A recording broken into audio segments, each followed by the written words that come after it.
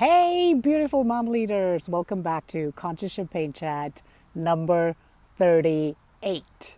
Today, with a topic that is not so easy to talk about, and maybe some of you don't want to quite hear it. I can definitely tell you I didn't want to hear it for a few years, but that's why it's super, super, super important and super critical to talk about if you want to get rid of your parenting struggles, your marriage struggles, your career struggles, like anything that kind of feels hard in your life, pretty much.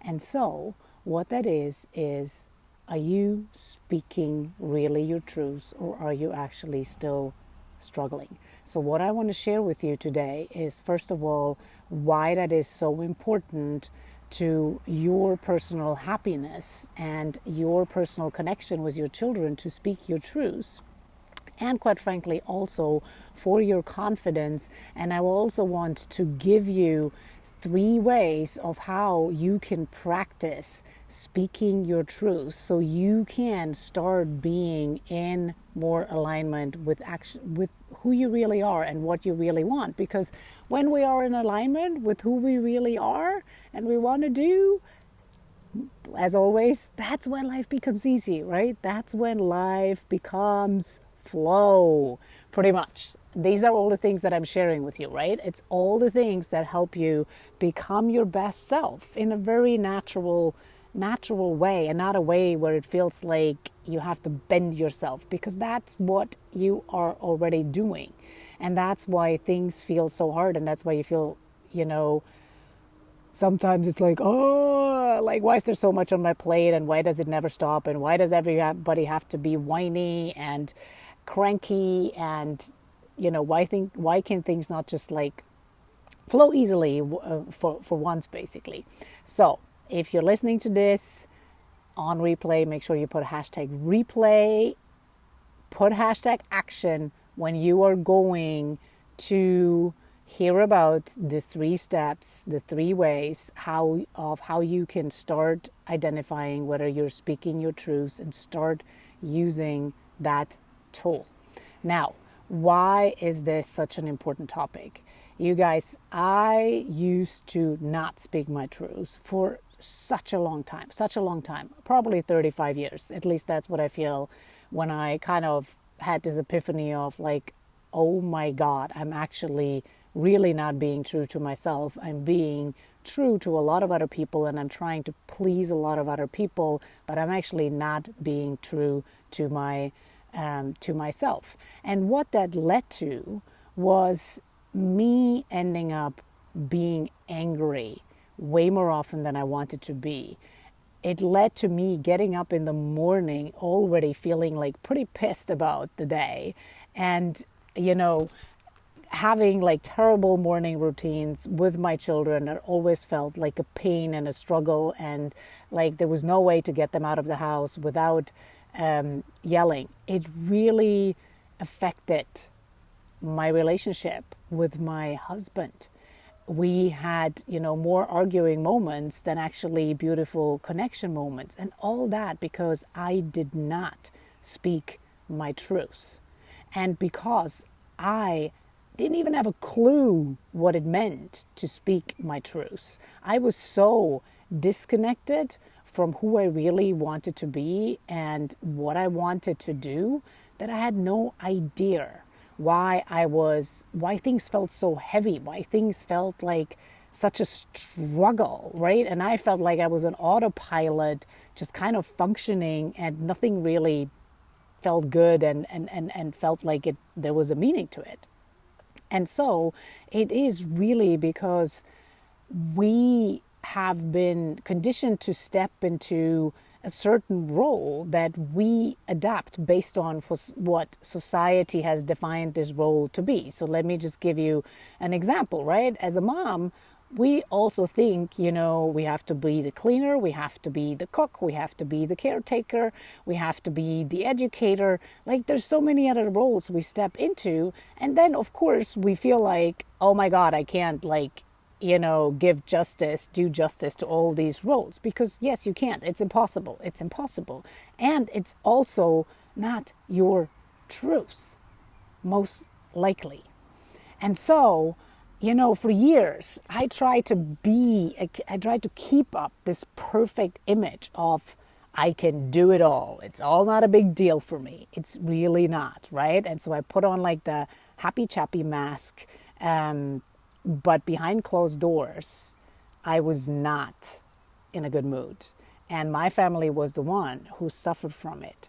And so if you find yourself strained, if you find yourself in facing more emotions that are directed towards like frustration, that are directed towards anger in particular, like you show behavior you really don't want to show, because it's actually when you yell at your kids and afterwards the guilt cycle kicks in, I really want you to understand, that is a sign that you're disconnected to speaking your truth.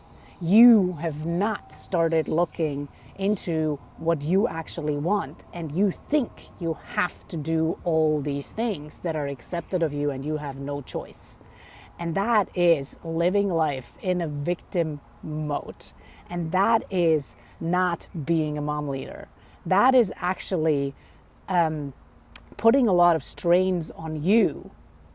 And when you have strains on you, you cannot show up in the best version, or you cannot show up as the best version of yourself for your children and teach that to your kids. So what I want to share with you today is 3 ways of how you can check in with yourself, whether you are speaking your truth or not. So pick a situation, whether it is, let's say, somebody is asking you something to do. The first thing I want you to do is notice how you feel and write these 3 things down. First thing is notice how you feel. And you can start doing this a few times during the day. Just a few times. Check in, reconnect with your body. Your body is bloody smart. Your body knows a lot. Don't get stuck in your head. Your head often plays games on you. Your mind plays games on you. Your body is the one that stores all the memory. Your body is the one that actually has all the wisdom. So start checking in with yourself and how you feel. And literally all it takes is closing your eyes, taking 1 deep breath. Just eat 1 is enough. And just feeling into your body and start noticing, where am I feeling, what parts of my body are feeling heavy? My shoulders, my stomach, my neck, your head, your legs, whatever it is. Start understanding how your body feels. Because when I do the work with my coaching ladies, one of the things that I notice is when I ask them, so how did that make you feel?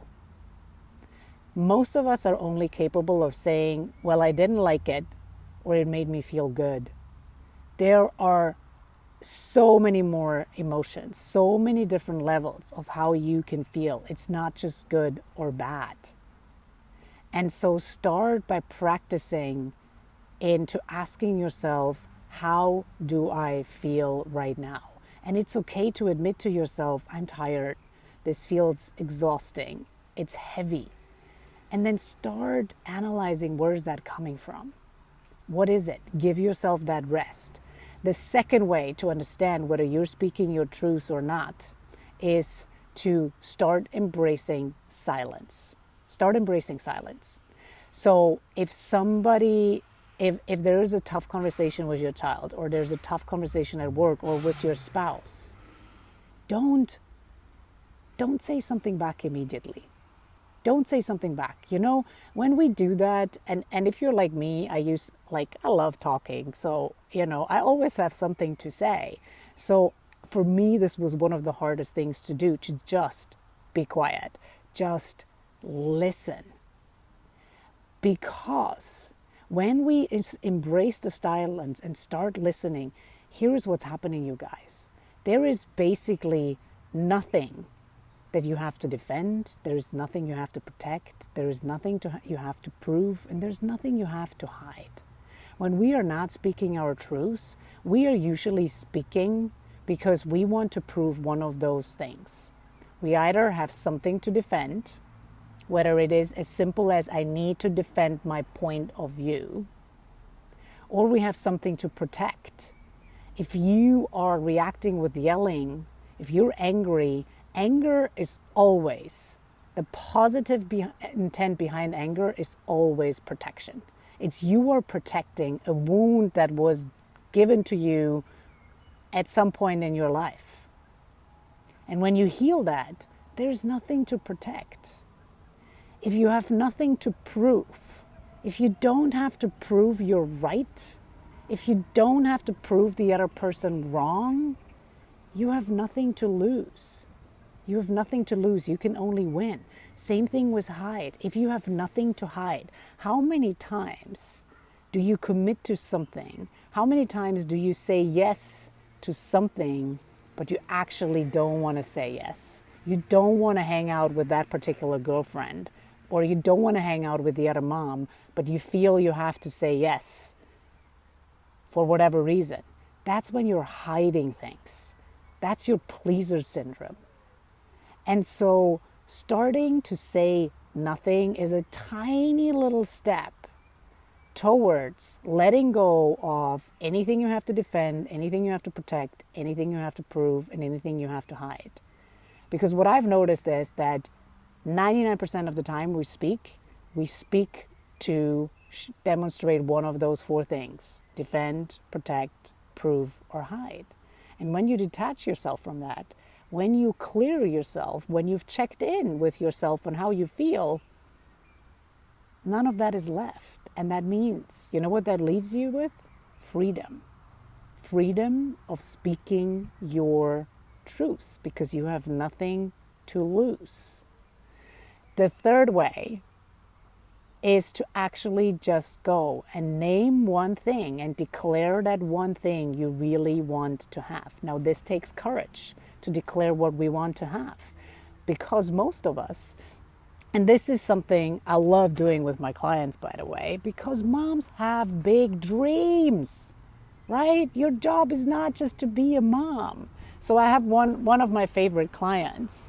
She's amazing. She has 4 kids, but she doesn't work. She doesn't even cook. She doesn't even clean. And she wants to be on a yacht and sail around on a yacht. That's what she wants. But it took her such a long time and took her so much courage to even say that, because of all the judgment that she would be facing, of all the things that people would be saying around her back. But that is what she truly wants. And that's what her soul is calling her. So who are we? Who is everybody else to judge this woman? It doesn't matter. It doesn't matter.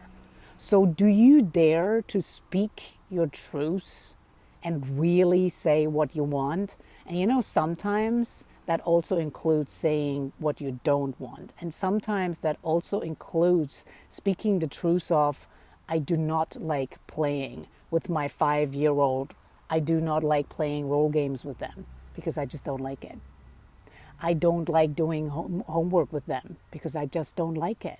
That's also part of speaking your truth. Don't feel you have to do these things because somebody somewhere told you that makes you a better mom. It doesn't. It doesn't.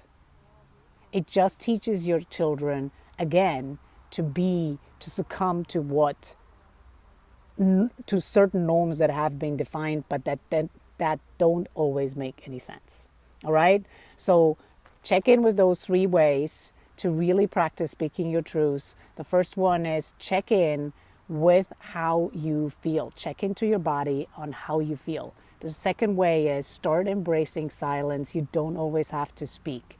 Speak only if you really are really willing to empathically listen to the other person, or speak if you really want to say your truth, which comes to the third one, which is all about name the one thing you want, or name the thing you want in that situation. All right? And tomorrow I'll be seeing you back here, where I'm going to share something a bit provocative, but the title of tomorrow's Conscious Champagne Chat is going to be Good Moms Don't Clean. I'll see you there. Take care. Mwah. Bye.